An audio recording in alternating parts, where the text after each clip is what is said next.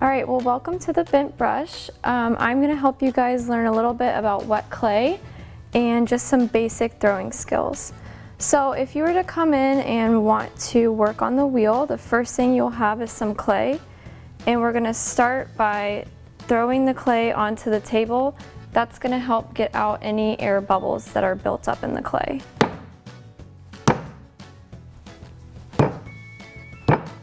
All right, so the next step we're gonna do is wedging. It's kind of like kneading the clay. That's also gonna help get out any extra air bubbles. So you wanna get out any air bubbles because when you're throwing, if you have any air pockets, it's gonna make your pot get off center and get really wobbly. So if you get out all the air bubbles to start with, you're gonna have a better chance of not having as much problems. And then we're just gonna kind of smack it into a ball shape. So that way it's a little easier to start it off when it's mostly uniform. And now we're ready to go to the wheel. So the first thing you're gonna do is turn on the wheel. It's gonna be right over here on the box on the side closest to you. It's just a switch, so you'll flip that on. And here's the pedal you'll be using to make the speed of the wheel go slower, and you push it all the way down, and that makes it go the fastest speed. And then back down will make it stop. The tools that we're gonna be using, you've got two different ribs. So you have a wooden rib and a metal rib, and this is just a longer rib tool and the needle tool that will help us measure the clay and cut it if we need to cut any uneven edges. And then you always want to have a bucket of water and a sponge. You want to keep your clay wet as you're throwing, that way the friction of your hands doesn't stop the clay and get it off center. The first thing you're gonna do before you get started is you're gonna wet the wheel. And the reason you wet the wheel is so the clay has a suction to the wheel head.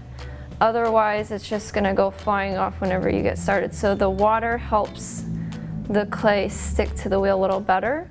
And then you're gonna toss it down, try to get it on the center. All right, the clay isn't exactly in the center right now, and we want all the clay evenly distributed.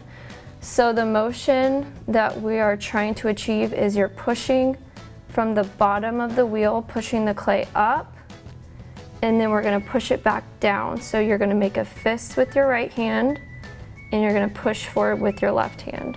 And you always wanna keep a little bit of water on the clay as you're going.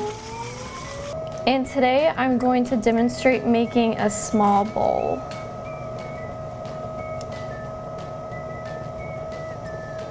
All right, so this is called coning the clay up. So this is gonna help get it centered.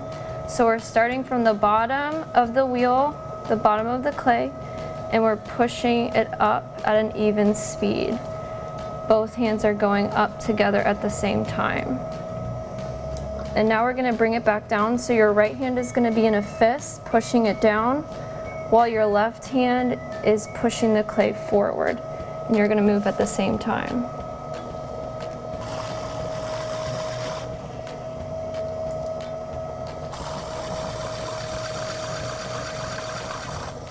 The biggest thing is wheel speed.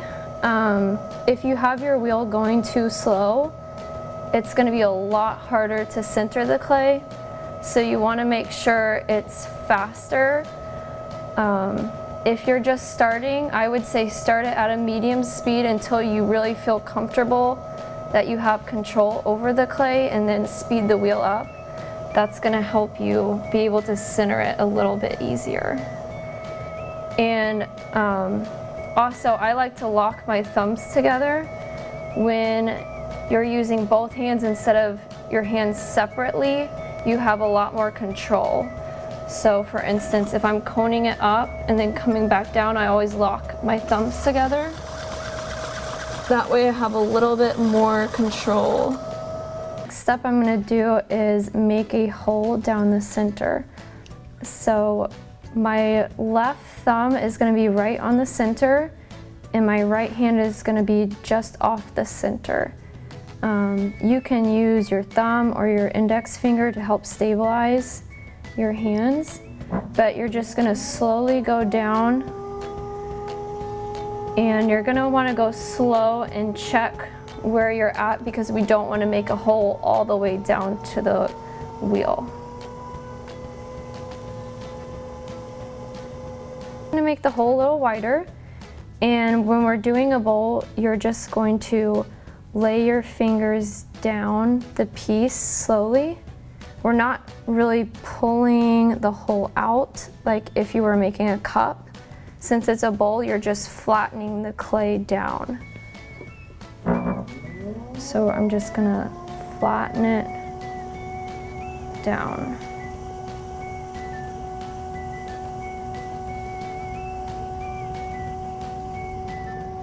And now we're gonna compress the clay. This is gonna help the clay particles be compressed together so there's less cracking during the firing process.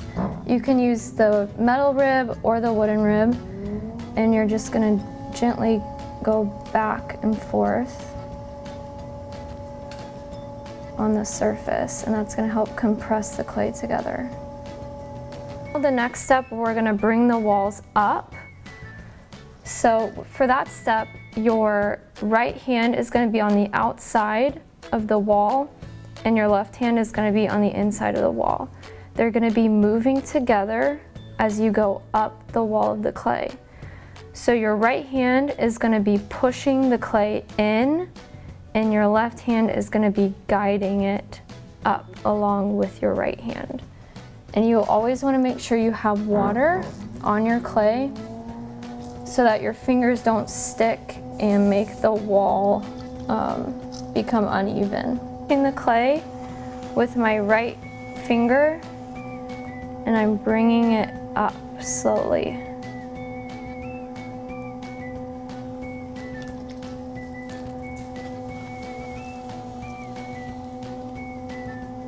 Thing to do is compress the lip.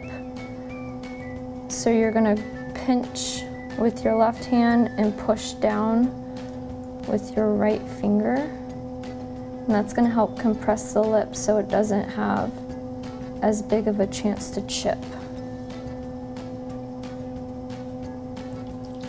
So what we're trying to achieve here is getting the clay off of the wheel and up into the wall of the bowl. And we're trying to get the wall as even as possible. So you don't want a lot of clay at the bottom or in just one spot. You're trying to get it really nice and even. And then we can compress the lip again. We're just gonna clean it up. So most of the time you're gonna have a pool of water inside your piece just from keeping it nice and wet. And we'll get that at the end. But right now we're just gonna clean up the side. If you like the side where you can see the rings, you can just leave that, but I like to clean up the side.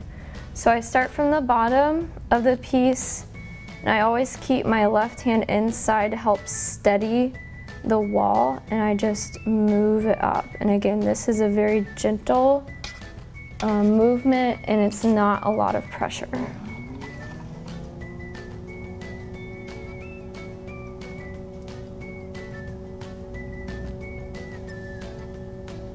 And that also helps get any extra clay, wet clay on there that you don't want on your piece.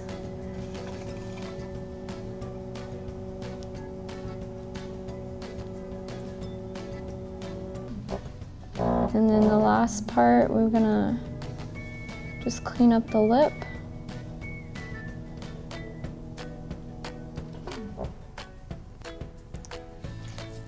You can use your sponge to sop up the water that's inside.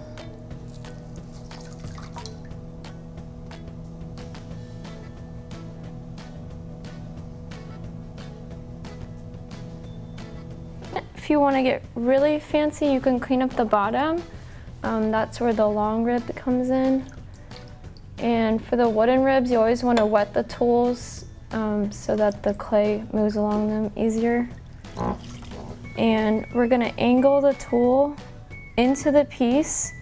We're going to clean up this bottom area called the foot. So we're going to just put it in and hold it there until all the clay that we don't want is off, and then we'll stop. So we'll just slowly move it in.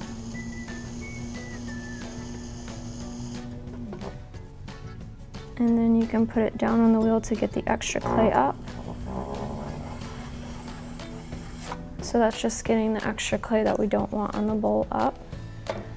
And then you can take your sponge and push it down right here at the wheel head and onto your bowl. That will help smooth the edge of the foot so that when it's bisqued and fired, it's not going to be sharp.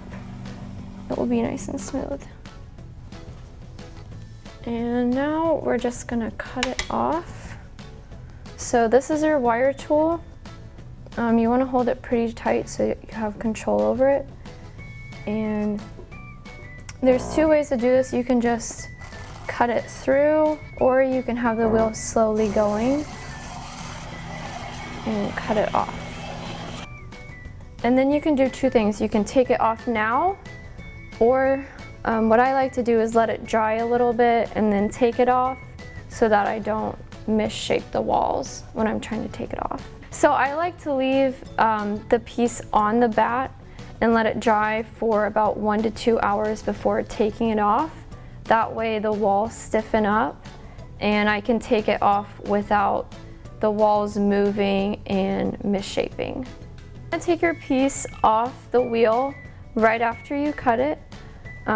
What you're gonna do, you need to have your board close to your piece so you can quickly transfer it over. So what you're gonna try to do is peel up one side and slide the other hand under, and it's gonna misshape the walls a little bit, but that's okay. Add some character. And then you're just gonna place it onto your board, and you can just gently pat the walls if you want to move the shape a little bit. And then that will be ready to sit and dry and go into the kiln.